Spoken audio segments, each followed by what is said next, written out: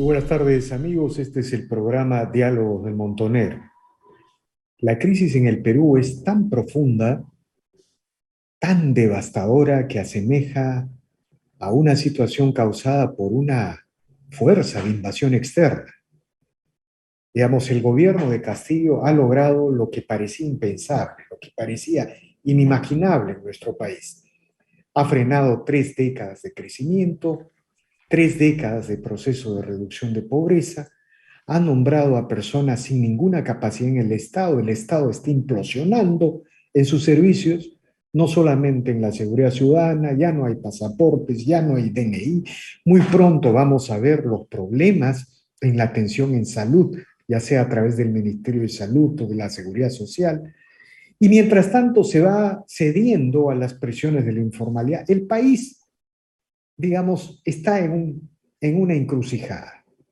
La sociedad se desarma, el Estado se desarma, la economía se frena y de pronto lo que ha empezado a surgir en el país son voces llamando a la unidad nacional para superar esta situación, voces convocando al acuerdo, a la convergencia nacional para tratar de salir de esta situación.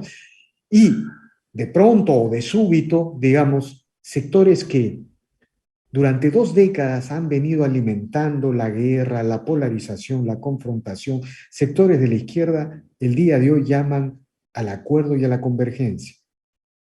Nosotros ante estas convocatorias señalamos que la convergencia y el acuerdo es una urgencia, es una necesidad histórica. Y más allá de resentimientos, de cicatrices acumuladas o de problemas que han existido en el pasado, todos los sectores del país, ya sea de la izquierda democrática, del centro, de la derecha, tienen que ser capaces de encontrar una salida para salvar la idea del Perú. Esa es más o menos nuestra primera reflexión. Pero tenemos que seguir profundizando estos temas y el día de hoy hemos creído conveniente invitar al señor Luis González Posada, ex canciller de la República, exministro político de larga ya trayectoria en el aprismo y conocedor de muchas etapas de nuestra reciente historia para reflexionar esta situación y explorar salidas. Buenas tardes, señor Luis González Posada. Gracias por la conversación. Buenas tardes, Víctor, gusto de saludarlo. ¿Cómo está? Eh, Bueno, sí, no, yo te escuchaba y justo había leído hace algunos momentos un análisis de Víctor Beach de la Universidad Católica que pone una bocina de alarma en una frase que yo la considero importante. Él dice que con esos tiempos se han deteriorado los vínculos entre los peruanos y perdido todo sentido colectivo, y que la barbarie se está apoderando de las personas, de los partidos, de las instituciones. Y eso es bastante cierto, porque no solamente es una crisis de las instituciones sobre la cual soporta el Estado constitucional de derecho, y la cual me gustaría hablar más adelante, sino una crisis de credibilidad, de desarrollo. El peruano se siente engañado, estafado, y vivimos una sociedad con esas características, donde además prima la denuncia, el escándalo, sobre cualquier otro aspecto. Yo creo que es una crisis de inmensa profundidad. El Perú ha implosionado, y para después llegar al tema, yo creo que no queda otro camino que hacer un gran esfuerzo para que tanto Parlamento como Poder Ejecutivo se retiren y para que se convoquen nuevas elecciones, pero naturalmente bajo fórmulas y planteamientos distintos, porque a esto no ver, da más, esto no da más. claro, digamos, la descripción de la crisis se ha hecho, digamos, hay abundante descripción de la crisis, ¿no? La gravedad, el deterioro, ¿no? Uno podría agregar algunas cosas como que la descomposición social es a todo nivel, ¿no es cierto? Es arriba, abajo, en el medio, a los costados, y de pronto mínimos conceptos de autoridad, ¿no? No están funcionando en el Perú, no están funcionando. Ya sea en el corredor minero del sur, en la violencia cotidiana que se vive en las ciudades. En fin, la crisis está, digamos, ha sido harto descrita, por decirlo de alguna forma.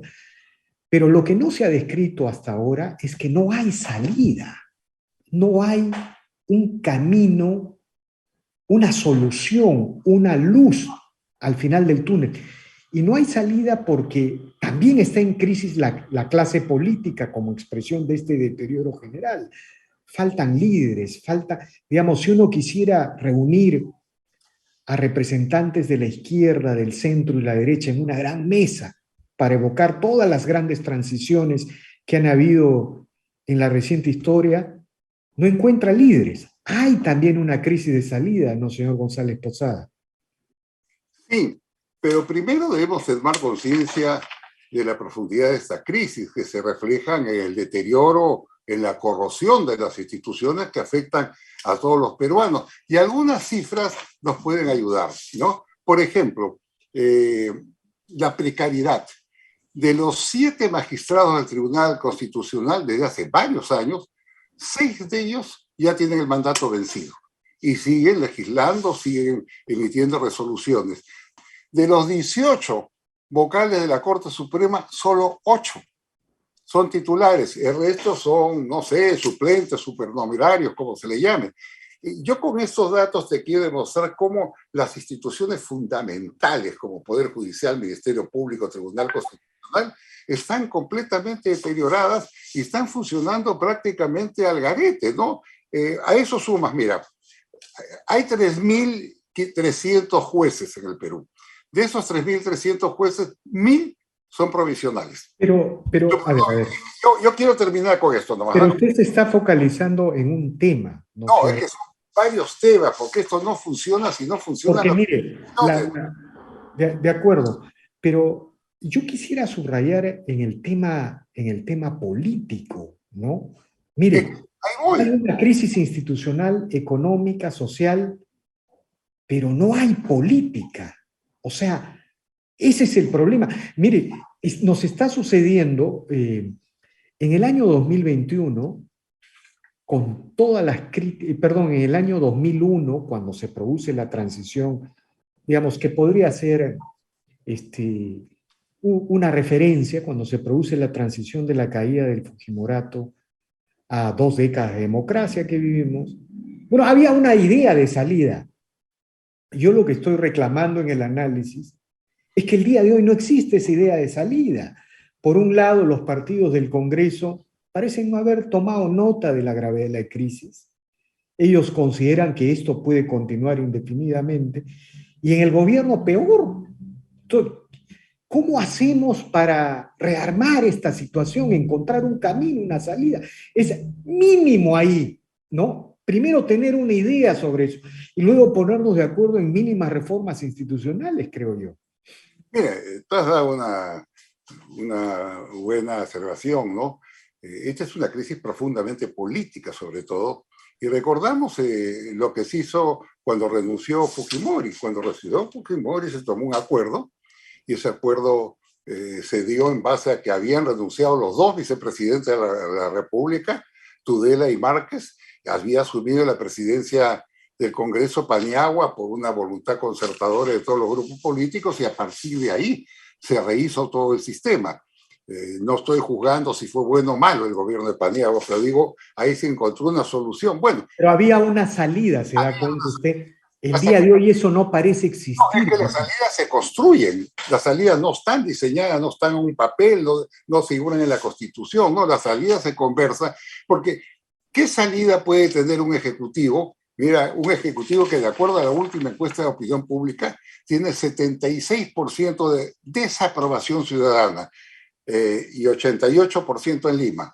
¿Y qué salida puede tener a través de un legislativo que tiene más todavía, 78% de desaprobación, y donde hay una serie de personajes que han terminado de destruir la imagen no solamente de Acción Popular, del presidente Belaúnde, a quien todos apreciamos, sino de la institución parlamentaria, como son estos saltimbanquis políticos que por dádivas, porque les entreguen un puente, una avenida, una construcción, simplemente cambian su voto. Entonces tenemos a las 2 instituciones seriamente afectadas, Poder Ejecutivo, Poder Legislativo, y en consecuencia la solución no pasa por ahí, es lo que quiero decir.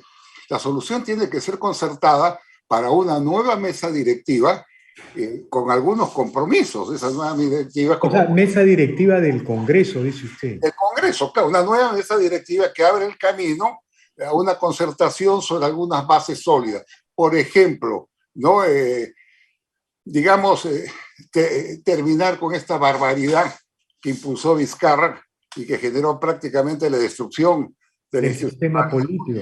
Es prohibir la reelección, es una barbaridad, fue una especie de venganza, ¿no? Tocar los tambores, azuzar a las turbas para que castiguen a todos los parlamentarios sin percatarse que con eso se está dañando al Perú. Entonces, yo digo, una solución concertada con una nueva mesa directiva. Ahora, razonable.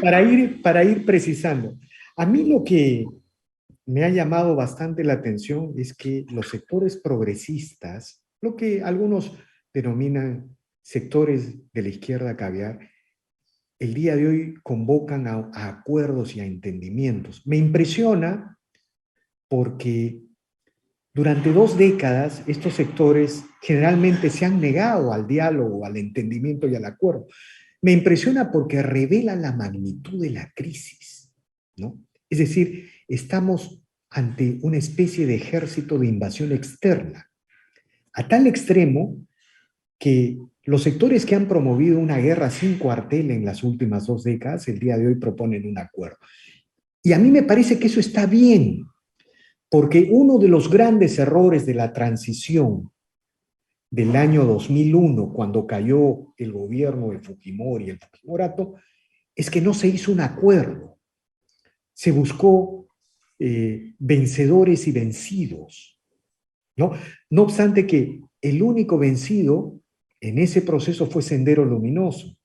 Se debió buscar un entendimiento, un acuerdo a semejanza de la transición chilena o de la semejanza de la tradición española.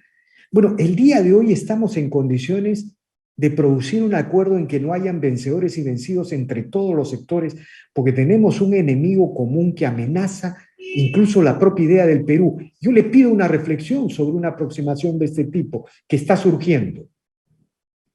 Sí, pero un acuerdo nacional es un mecanismo, digamos, informal, que cada vez que ha sido convocado han sido simplemente fuegos artificiales.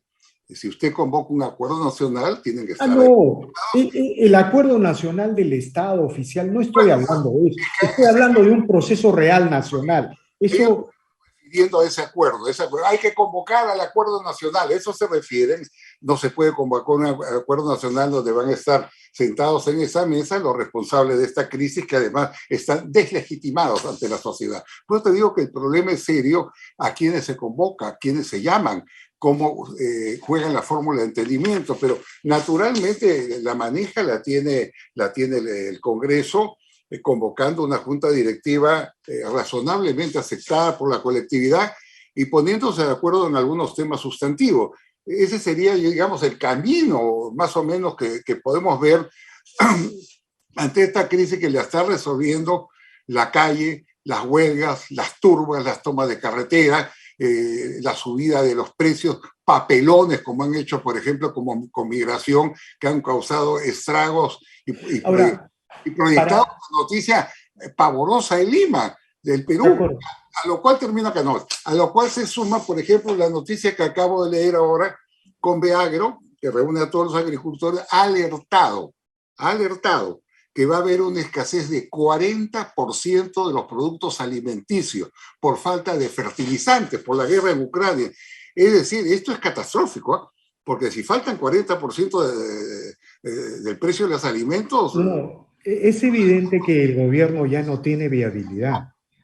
Los sectores comunistas que están vinculados al gobierno están en un proceso de negación.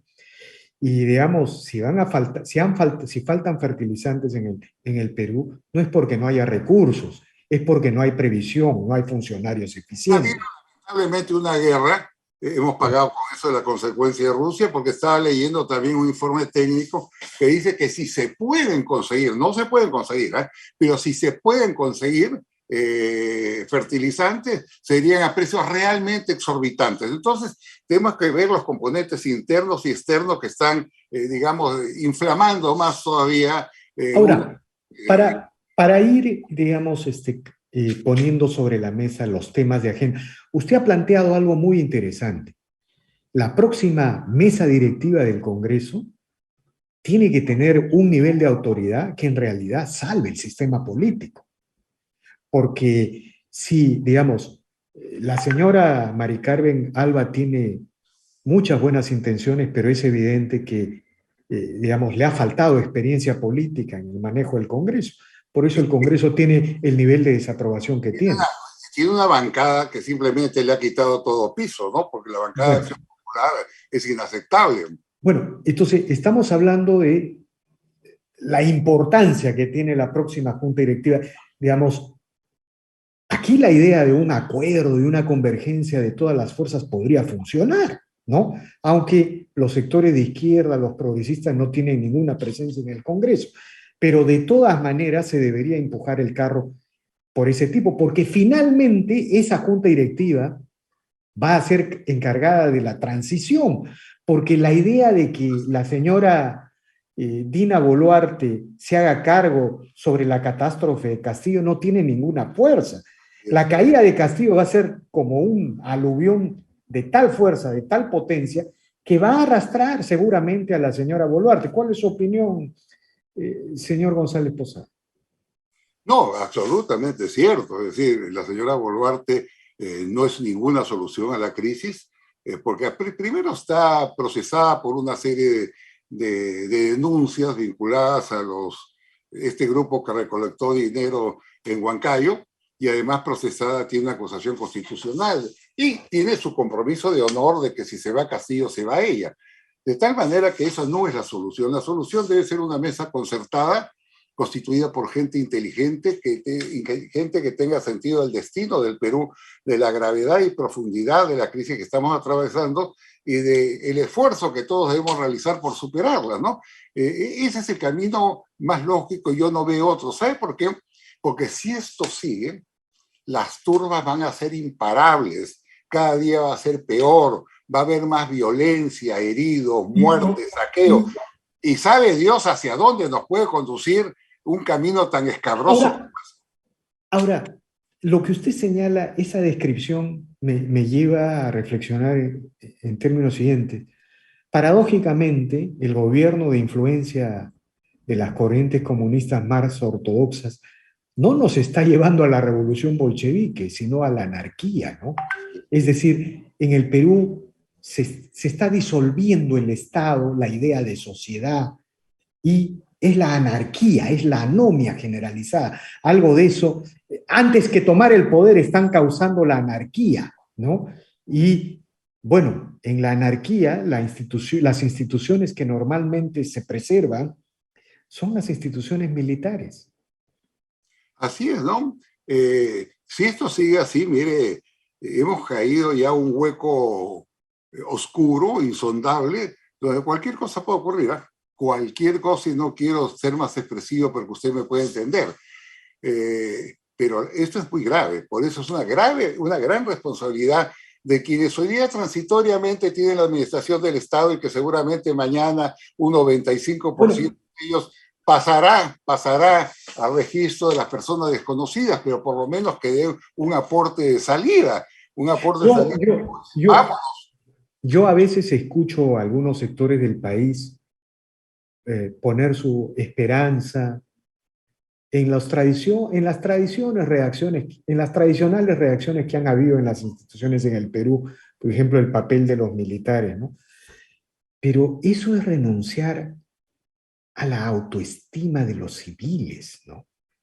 Si los civiles, la gente de izquierda, la gente de centro y la gente de derecha, no es capaz de ponerse de acuerdo frente a esta barbarie, a esta magnitud de la crisis, santo Dios, el Perú ya no tiene viabilidad. La idea de Perú es un interrogante. Por eso la importancia del acuerdo nacional, por eso la importancia de esta convergencia. Ahora, usted ha señalado el tema de la mesa directiva, pero por otro lado se necesitan algunas reformas mínimas para que en el lapso de un año, ¿no? En el lapso de la llamada transición, podamos restablecer el sistema democrático en su totalidad. Por ejemplo, usted ha señalado, tenemos que eliminar esta barbarie de prohibir la reelección de los congresistas. Pero también quizá sería importante agregarle el Senado. El Senado, por ejemplo, si hubiera existido, no hubiera permitido esta disyuntiva disolución, cierre del Congreso. La sola existencia del Senado anulaba eso, porque cuando se disuelve el Congreso, solo se disuelve la Cámara de Diputados.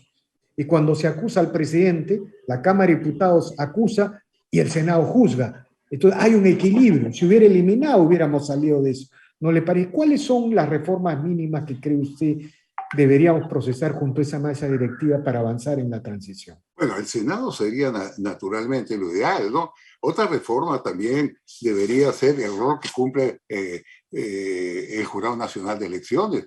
No puede ser que el Jurado Nacional de Elecciones pueda hacer... tendría para comenzar que retirarse el actual representante del Jurado Nacional de Elecciones y los otros organismos que tienen que ver con aspectos electorales porque están sumamente cuestionados.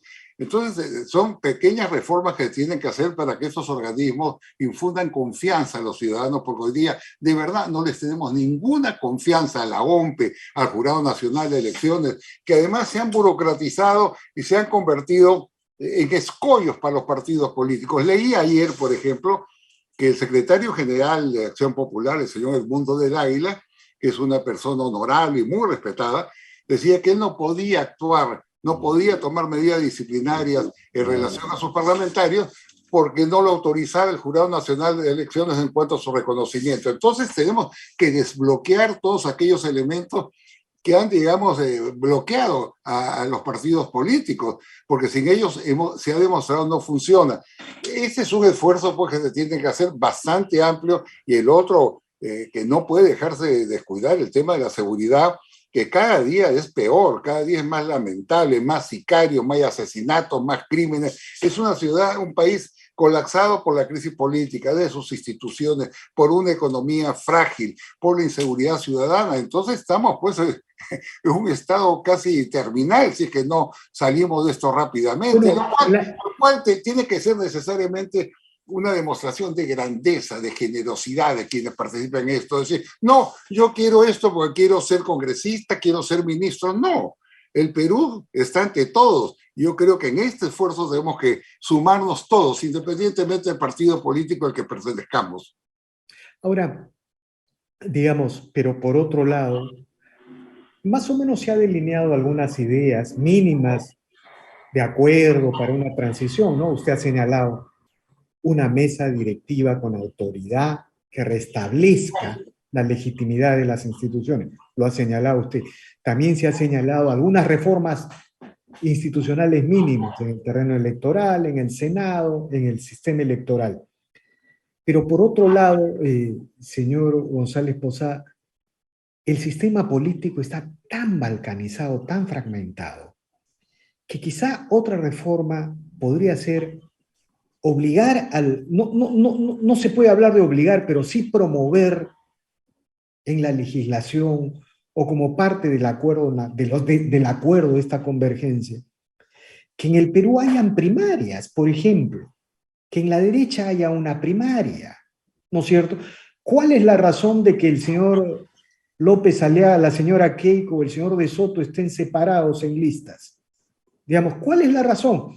O voy a ser más audaz, ya que el señor Acuña y el Partido Histórico de Acción Popular, aunque ya no sea la tradición, se ha convertido en soporte del gobierno de Castillo y corresponsable de esta tragedia, deberían ir a una primaria. ¿Por qué se van a presentar separados? Lo mismo en la izquierda, y los sectores progresistas deberían pues hacer una primaria en el Partido Morado.